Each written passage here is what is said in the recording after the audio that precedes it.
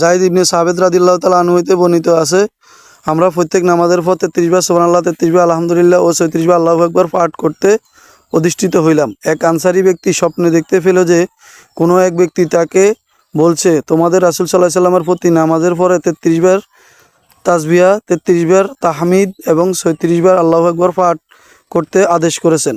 তিনি বললেন, হ্যাঁ।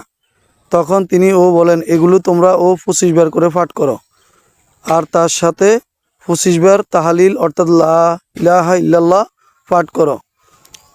লোকটি সকালবেলায় নবী সাল্লাল্লাহু আলাইহি সাল্লামের কাছে গিয়ে এই বর্ণনা করল।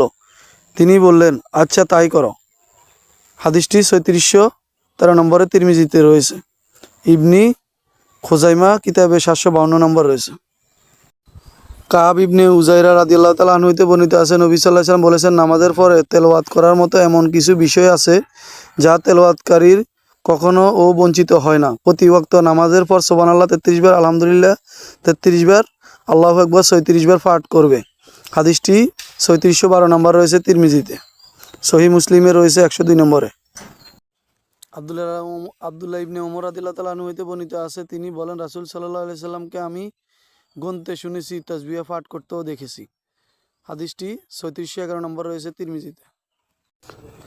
আব্দুল্লাহ ইবনে ওমর রাদিয়াল্লাহু তাআলা আনহু হইতে বর্ণিত আছে, তিনি বলেন, রাসূল সাল্লাল্লাহু আলাইহি সাল্লাম বলেছেন, কোনো মুসলমান ব্যক্তি দুইটি জিনিসে অভ্যস্ত ও বৈশিষ্ট্য মণ্ডলী হইতে পারলে সে নিশ্চয়ই জান্নাতে প্রবেশ করবে। সুবহানাল্লাহ। জেনে রাখো, উক্ত বৈশিষ্ট্য হলো আয়ত্ত করা সহজ। সেই অনুসারে অনেক অল্প সংখ্যক ব্যক্তি তা আমল করে থাকে। 1. প্রতি ওয়াক্তে ফরজ নামাজের পর 10 বার সুবহানাল্লাহ, 10 বার আলহামদুলিল্লাহ, 10 বার আল্লাহু আকবার বলে। আব্দুল্লাহ রাদিয়াল্লাহু তাআলা আনহু বলেন, রাসূল সাল্লাল্লাহু আলাইহি সাল্লামকে আমি নামাজের পর স্বীয় হস্তে গণনা করতে দেখেছি।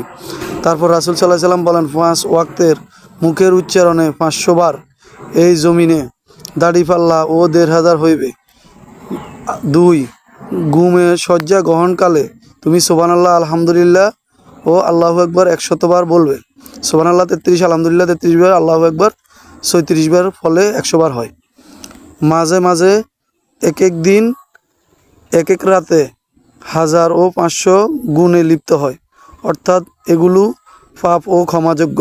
সাহাবীগণ বলেন, কোনো ব্যক্তি এই সময় একটি ইবাদত কেন করবে না? রাসূল সাল্লাল্লাহু আলাইহি সাল্লাম বলেন, তোমাদের কেউ নামাজে অবস্থারত থাকলে তার কাছে শয়তান এসে বলতে থাকে, এটা করো ওটা করো, ফলে সে নামাজ ও ধোঁকাবাজির মাঝে রত থেকে অবস্থায় নামাজ শেষ করে। উক্ত তাসবিহ আমল করার শেষ সুযোগ পায় না।